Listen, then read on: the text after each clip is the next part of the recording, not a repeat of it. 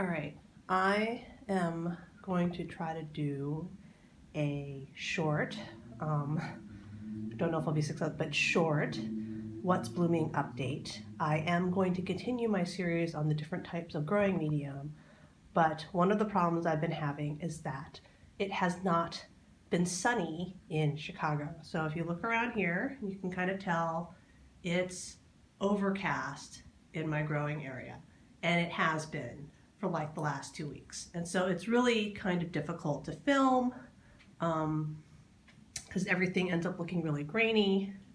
And so I just thought I'd do a what's blooming update since Cataleyas don't stay in bloom that long.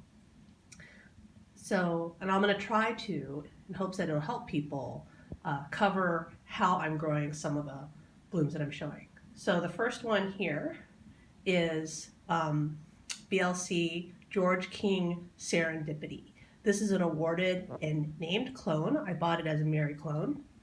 And I also own George King's Southern Cross, which I don't think has any buds on it yet.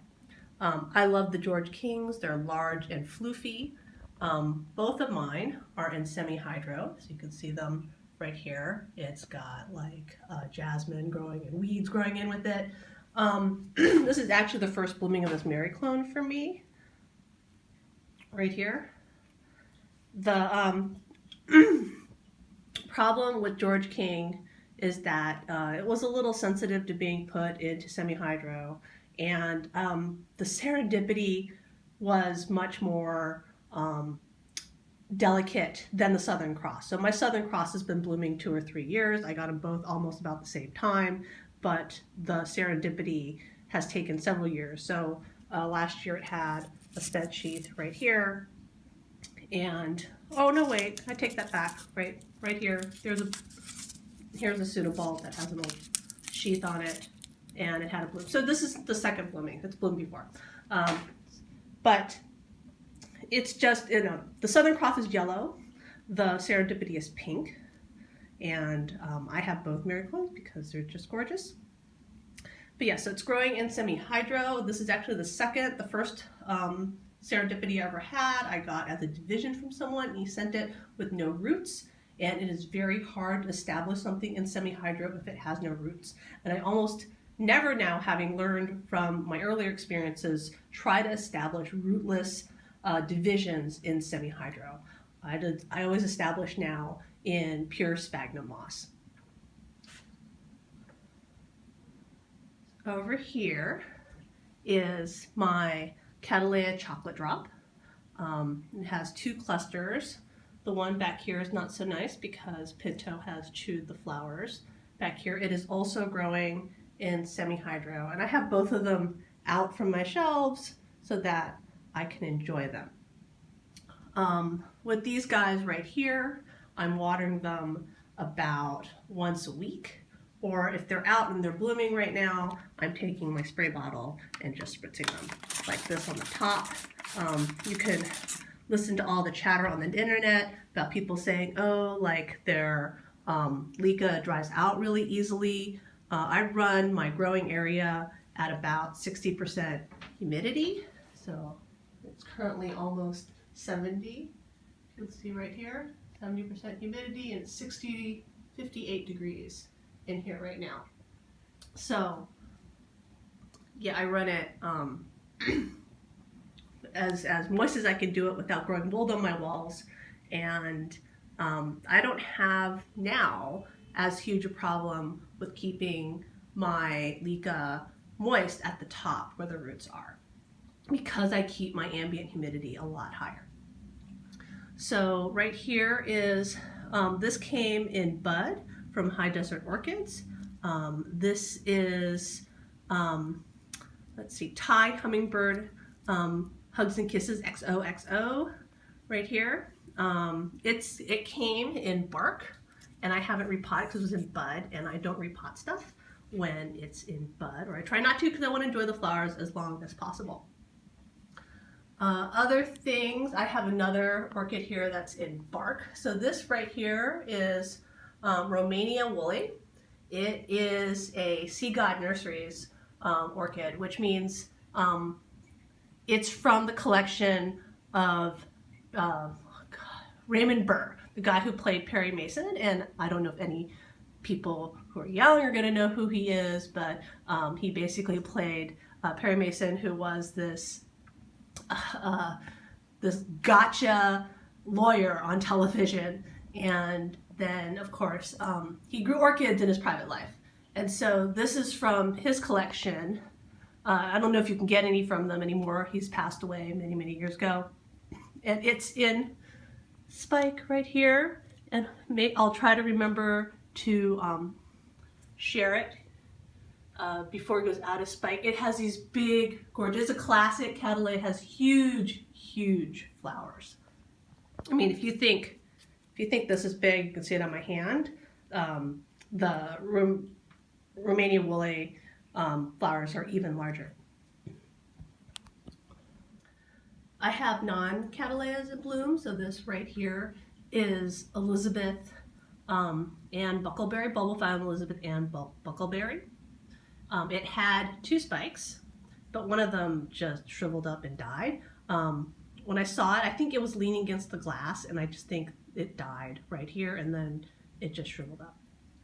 It is growing in a moss perlite mix, and that's because that's how I got it. It is one of the first bulbophyllums that I ever got, and I wasn't quite sure how to grow it. Bulbophyllums like to be warm and hot and bright and moist, and so I just left it in this moss and perlite mix. So you can see it's starting to degrade, so soon I'll have to repot it. I think I've had it maybe 3-4 years, and so the mix is really finally starting to go, and soon I'll have to repot it. But this is Bulbophyllum Elizabeth and Buckleberry. Buckleberry is the named, I guess, clone of this, and I think it's awarded. This right here is my Howiara Starburst that I bought in bloom from Hauserman's at Chicago Orchid Land Festival back in September. It's now the beginning of December, so it's been in bloom 3 months, and it's just gorgeous. I love Lava Burst. This is what I think when I bought it, I said it was my 5th one, and basically I grow these a few years and then they die because they do something wrong. It is currently in what it came in because it was in spike, which is one of those compostable pots and some bark. And I try to mist it whenever I remember.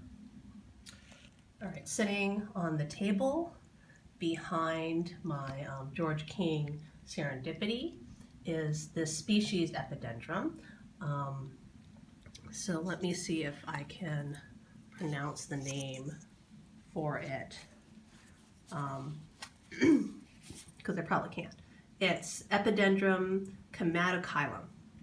So I bought this from Equigenera based on its photos. I thought it'd be really small and I could stick it in my tank, and it's really not quite as small as I thought it would be. So here's the plant, here's my hand, and it's a little bit bigger than I wanted for my tank. It may still move there, but it's also pink in the photos from Equigenera, and I have since learned that in order to get it to bloom pinker, it needs to be grown colder, like at 50 degrees. So I am thinking that in my care, this thing will never be pink. You can see slight hints of the pinks on the flower, like right here.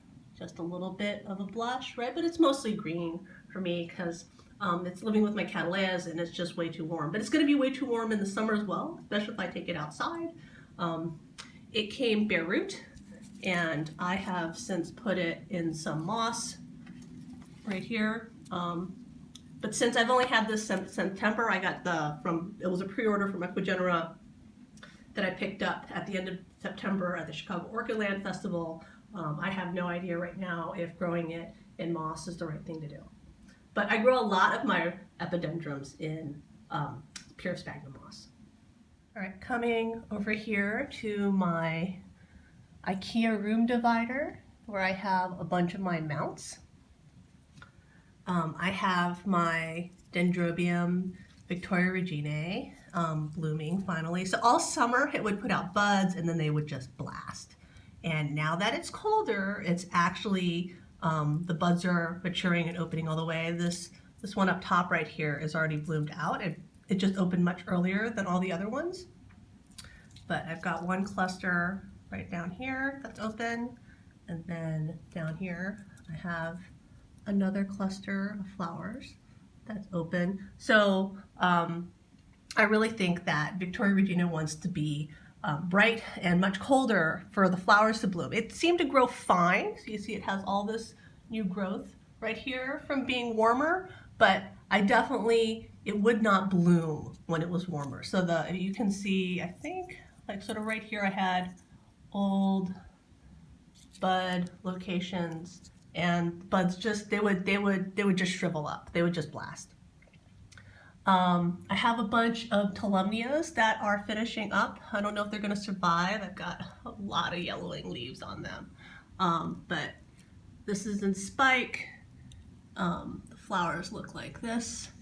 If I can go around, I'll tell you what it is. So that one is Tolumnia Gyrac Flyer. Next to it I have Tolumnia Gyrac Rainbow. And Rainbow is in spike. I broke off the spike here, so it's put a side spike. One of the things about Tolumnias is you should never cut the spikes off, like at the base, because often they will spike again off an old growth, or they'll side spike from an unbloomed node. So it doesn't work if like the nodes are bloomed out, but like this was an unbloomed node, and that's where the new spike came out.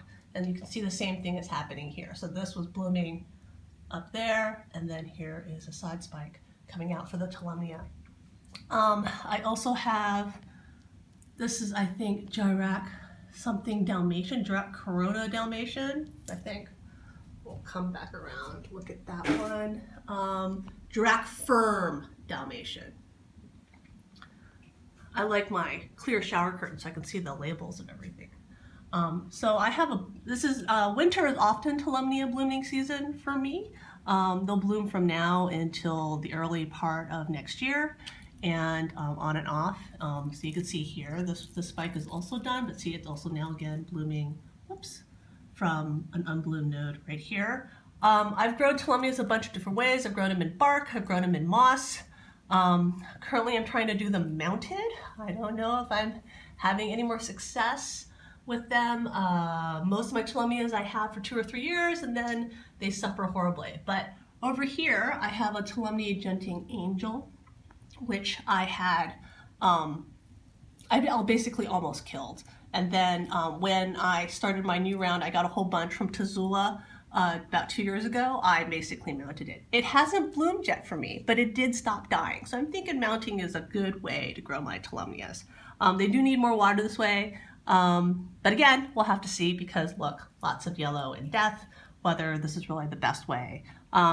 The spots on them, they got scale. They got scale, that's all scale damage. You can see a little bit of damage right here, on that white right there. And I treated these with insecticide, and a few of them I did spray with bleach. I'm not sure that that was the right way to go. That might be why I have even more death, but we'll see how it goes. Right next to them is my Sophronitis cernua. So this is the first blooming of this plant for me. I got it, I want to say 3 years ago from New World Orchids, and it had never bloomed. Never bloomed. I don't know if it wasn't big enough, but this year it put out 2 spikes. So there's one back here, and there's one on the front, and I'm killing it by banging it, and they're all opening up, and it looks amazing. I am so happy. I think I've seen pictures where there are cernuas that are redder, so I don't know if I want to get another one that's redder, but mine is a very cheerful orange. And then down here, the last one on my IKEA stand right here is an Eclandier cross of some kind. So this is, oh, well, it's probably really far from a Clandier, even though it looks like it has a Clandier in its background. I can't go back far enough for it. So this right here, and God, I hope that white stuff is not bugs, is Potenar Stippled Sunset. It's Catherine Clarkson by Suncoast Sunpots, and I got it from Sunset Valley Orchids. Okay, so right here, it does look like that white stuff. That does look like scale.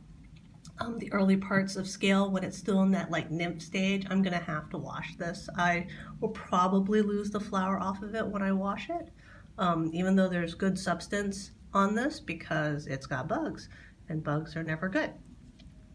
I grow this, so I had taken to growing a lot of stuff that had spots. I'm trying to move them to being mounted because I've had a lot of trouble with keeping them moist enough, and I had not ever wanted to grow mounted for a long time because I was afraid I wouldn't water them enough, and that's why my mounts have a big cluster of moss down at the bottom. So far, this is doing okay mounted. We'll have to wait and see. You know, there's no really good solution until I've grown something about 3 or 4 years to know whether I'm going to be successful with it. Because often I can keep things alive 2 or 3 years, but it's long term. It's long term where they die. Oh, and I am so wrong. Those nymphs were not scale. It's baby mealy bugs. Look at that. There's a big one right there. So all this stuff down here is mealy bugs. Crap. So I've gone ahead and sprayed just the flower with bleach, Tilex actually, and I'm going to rinse it and we'll see if the flower survives.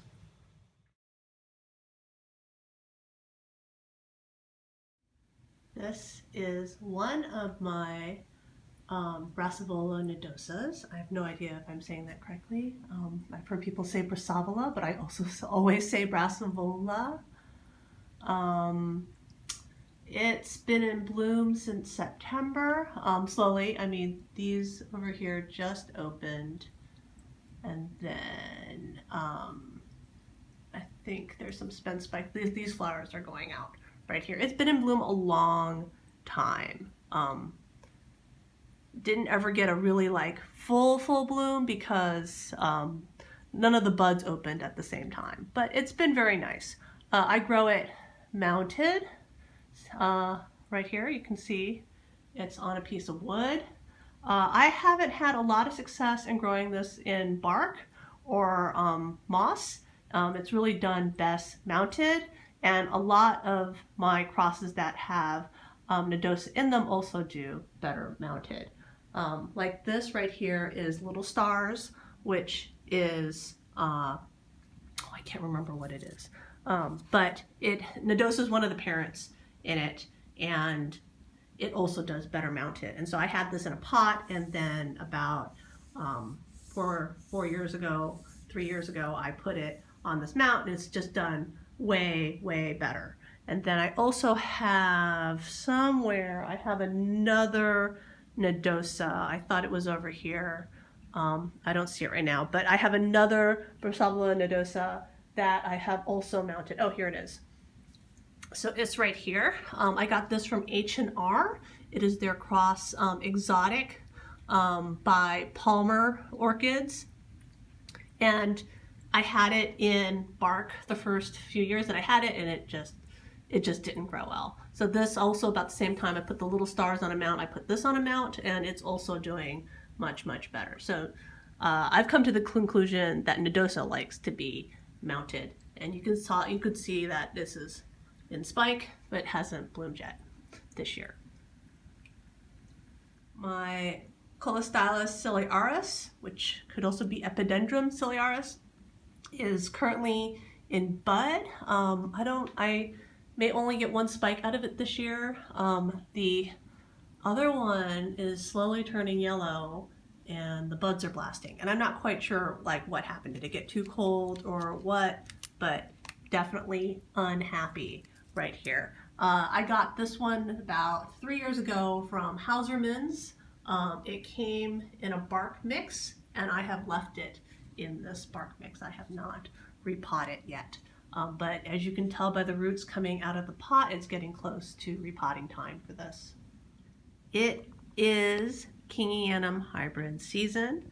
Right here in this giant cluster is a whole bunch of my Dendrobium hybrids that have Kingianum as a parent. So this right here is Jonathan's Glory Dark Joy. This is actually very confused because it's been in bloom since like August, on and off, but it's still putting out new spikes, as you can see right here. You've probably seen this before in my previous updates. All my Kingianums now are grown in moss. Some of them came when I got them at Hauserman's in ProMix, and they just, for me, didn't do well in ProMix, and I took them out, and they didn't do well in bark either. I can't remember. I've had ones come in bark and I've had to take them out, but they do really well in sphagnum moss for me. I think they need to be really, really moist in the summer, and that means sphagnum moss for me, so that I can keep them really, really wet. It is also, I want to call it like Twinkle blooming season. So Twinkle, I believe, is Ornithorhynchum bisotatum, I think sotatum and Ornithorhynchum are the same thing. All right, how to say this? So I'm told that Ornithorhynchum, which is what I've always called this purple one right here, is supposed to be yellow. It was misidentified, and so they renamed this sotanum. Mine still has Ornithorhynchum in it. And then the other parent of Twinkle is Cherophorum, which I also have one of. And then, oh goodness, I broke this one. Look at that. I hit these too many times and I broke it.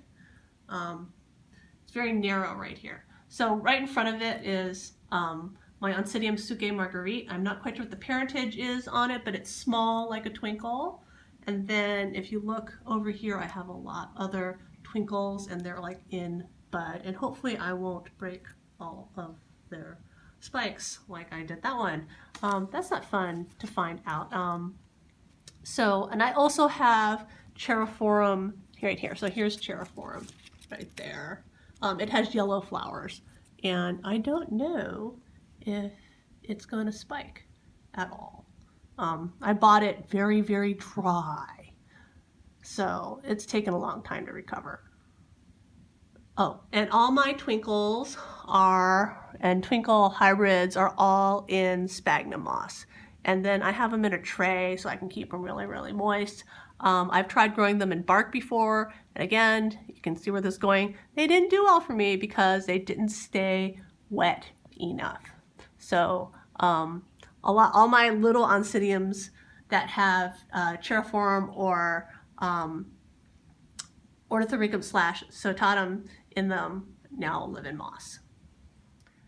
Winter is also blooming season for other dendrobiums, and usually one of the first to bloom is my Dendrobium Issei right here. It's growing in moss, a very old moss. It's now covered in, so it's in sphagnum moss, but now it's covered in just sort of green moss. My Dendrobium Issei is a Kiki that I got, I want to say maybe 8 years ago. And it's a very reliable bloomer. This is, it gets more and more floriferous each year as it gets bigger. And I actually have 2 pieces of it. So I have another piece somewhere because it came in a Kiki and then it split itself spontaneously. All right, you might remember my Jumba Venice Sunshine from a previous one. This flower has a lot of substance. You can see it's still going. It's kind of damaged. It's been hit by a lot of stuff, but the flower is still in bloom, despite all the banging to it. In front of it is my Ornithoptera radicans. It came in a moss, and I've kept it in a moss, and it has 3 spikes. Whoops, fingers in front. Very small, delicate little flowers. It's in bloom a while, so a lot of the flowers are falling off. The Junebug Venice Sunshine is in semi-hydro. It's in one of those little half pots that I have, and it's actually done fairly well in this. It likes sort of to grow shallow and out, and that's why I have it just in a half deli container. Most of my Cataleyas don't actually do well in these, so the Jumba Venice Sunshine is very special because it likes a shallow pot. All right, way in the back here, you can almost not tell because the flowers are green, is my Epidendrum Chunky. Basically, I got as a keki, and it's still bare root, so I'm not growing in anything. So it's just leaning back here. If you can tell, I just have it basically sitting on top, like right here. So I just have it sitting right there on top of the tray. It's not doing anything special except just soaking up the ambient humidity. And that kiki bloomed. And so now I could ID it as Chunkia instead of Rhizoamazonica, I think.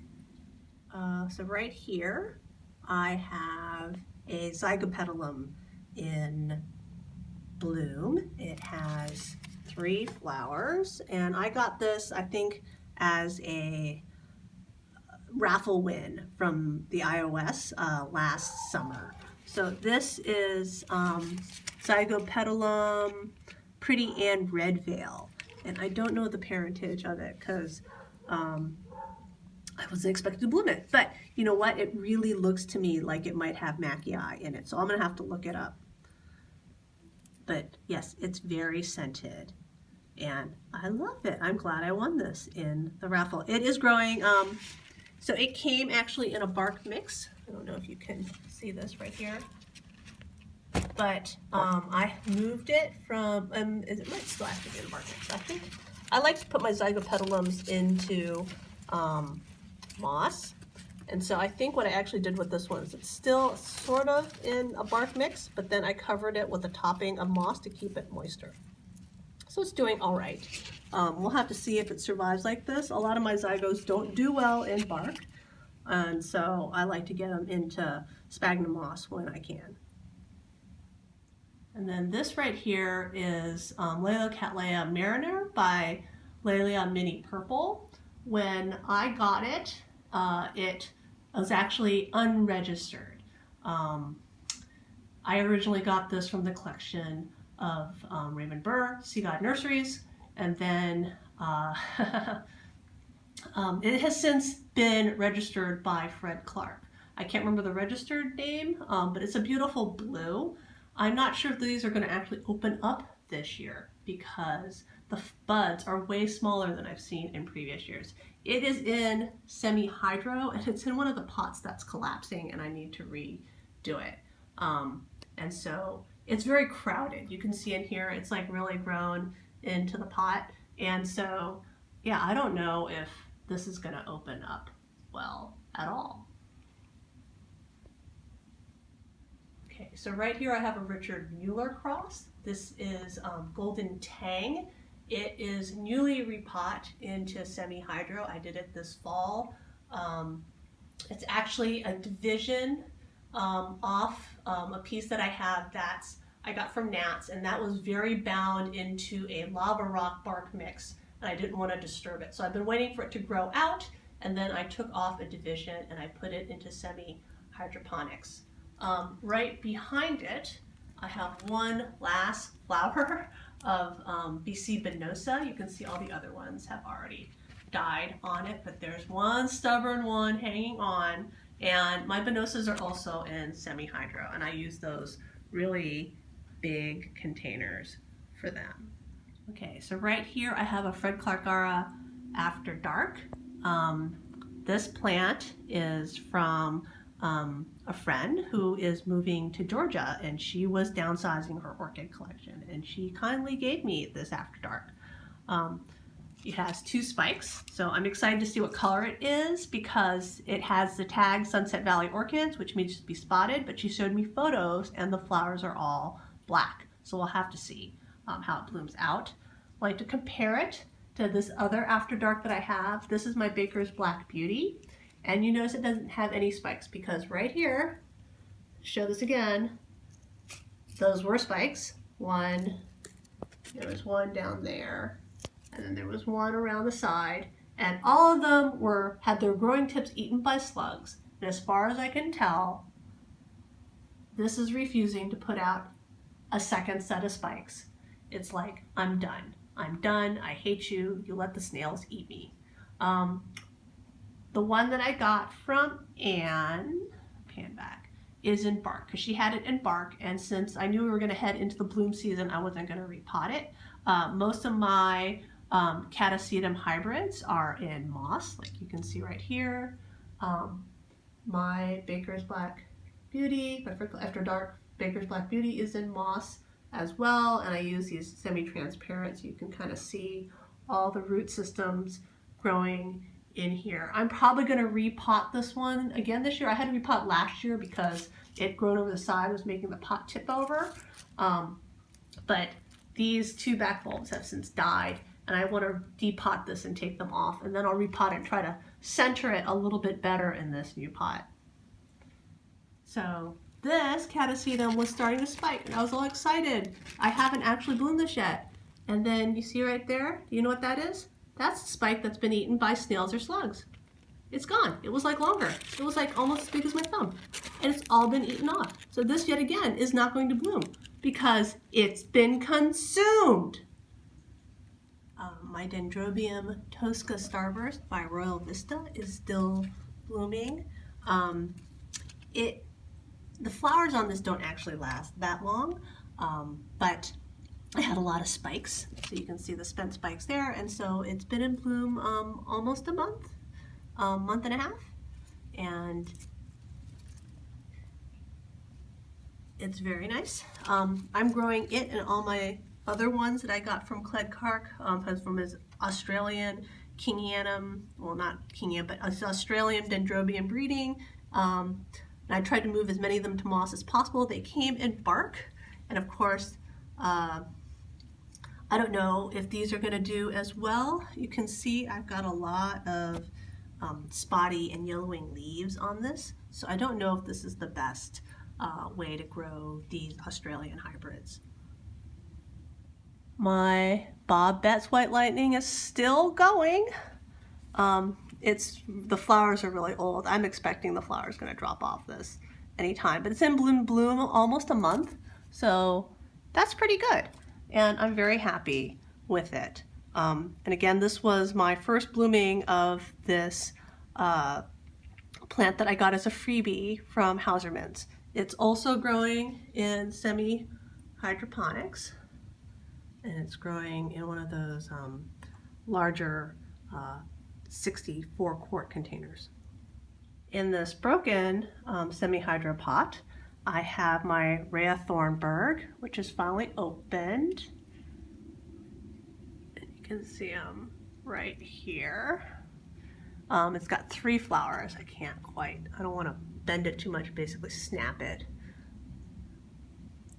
But the only reason that I have left this in this crappy little pot is because I could tell it's in spike. And I'm going to wait until after the flowers are done before I do anything with it. It'll probably get divided this time when I pop it out of the pot, since it's growing down over the side like this.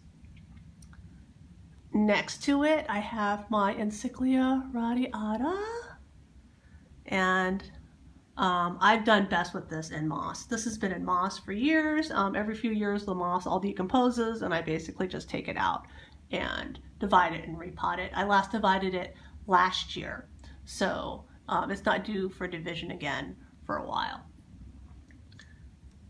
Right here, all the way to the, this is my Avila.